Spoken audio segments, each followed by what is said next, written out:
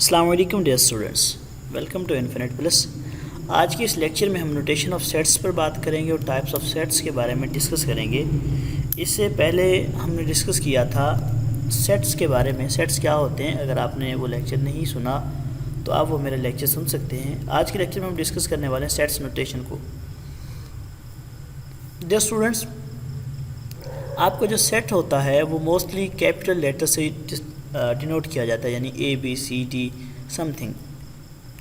और इसके जो एलिमेंट्स होते हैं उनको स्मॉल एलिमेंट से स्मॉल नंबर से लिखा जाता है, यानी कि ये अब आपके पास आप किसी सेट को डिनोट कर रहे हैं कैपिटल लेटर से, यानी ए बी सी डी इन से।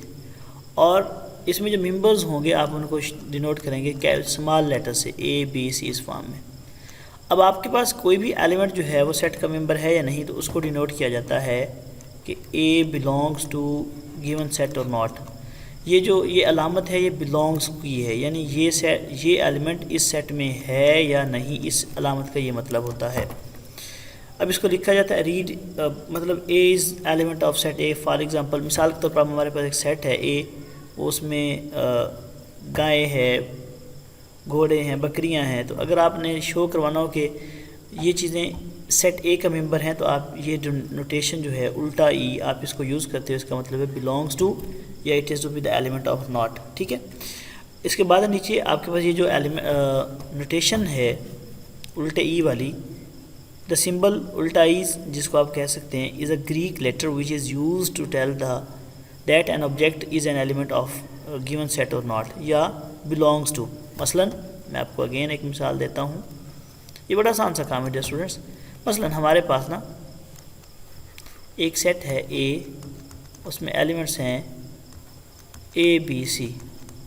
अब डी जो है इस सेट में बिलोंग नहीं करता, तो इसके ऊपर आप लाइन लगा देंगे, इसका मतलब है B D does not belongs to given set. Similarly A इसका रुकन है, ए इसका एलिमेंट है स्मॉल ए, तो आप लिखेंगे A belongs to A. Similarly B belongs to B, B belongs to A, यानी इस सेट में बिलोंग करता है। इस तरह सी बिलोंग्स टू ए, तो इसको आप बिलोंग्स टू कहते हैं, या आप ये कहते हैं कि इस अलामत का मतलब है ये वाला एलिमेंट इस सेट का मेंबर है या नहीं है।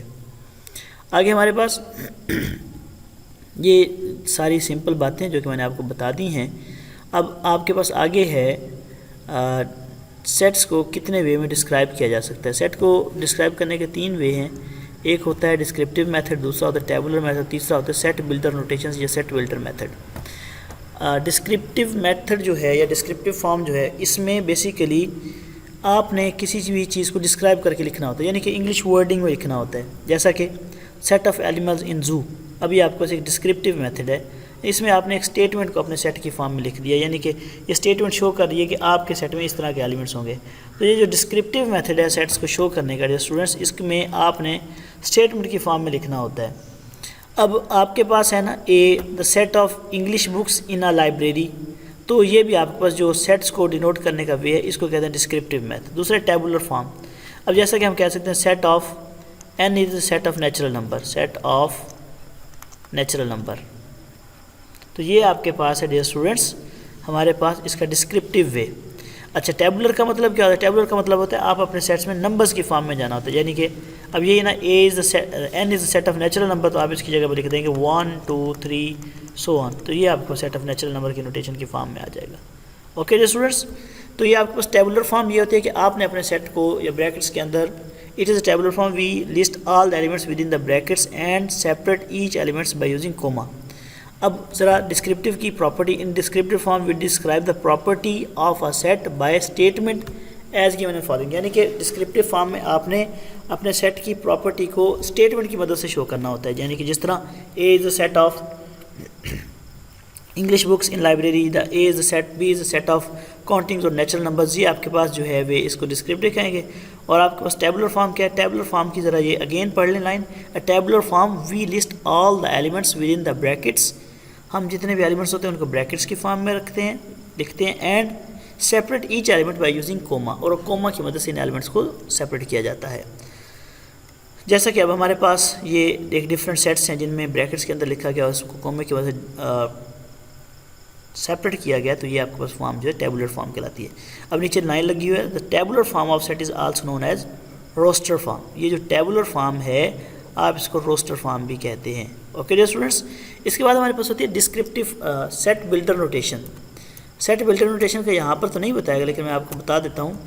उसमें आप अपनी कुछ कैरेक्टर्स को यूज़ करते हैं। लाइक अब मैं कहता हूँ ना, मेरे पास एक सेट है, set of natural number n set है, जिसमें नंबर जो हैं वो 1 2 3 4 सो ऑन 9 तक हैं।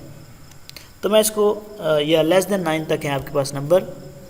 आप इसको सेट बिल्डर नोटेशन में कैसे लिखेंगे? आप लिखेंगे n x such that x belongs to, इसको आप बार का नाम देते हैं n and x less than equal to 9। मतलब क्या है? अब आपने लिख दिया कि ये जो आपका सेट है ना, ये x, इसके मेंबर्स को आपने x का नाम दे दिया और सच दैट x जो है वो नेचुरल नंबर से बिलोंग कर रहा है और x जो है वो लेस देन इक्वल टू 9 है। यानी उसमें जो आपका सेट है उसमें 9 से छोटे या 9 के बराबर वाले एलिमेंट्स आ रहे हैं। तो ये आपके पास जो फॉर्म होती है इसको कहते हैं set builder notation. Descriptive form, tabular form और ये क्या है? Set builder notation. तो डियर स्टूडेंट्स, ये है हमारे पास सेट्स की कुछ रिप्रेजेंटेशन का वे, और सेट के बारे में मैंने आपको बताया है कि सेट का एलिमेंट है नहीं है। तो ये आपके पास आज का लेक्चर हुआ। इंशाल्लाह नेक्स्ट लेक्चर में डिस्कस करेंगे टाइप्स ऑफ सेट्स को।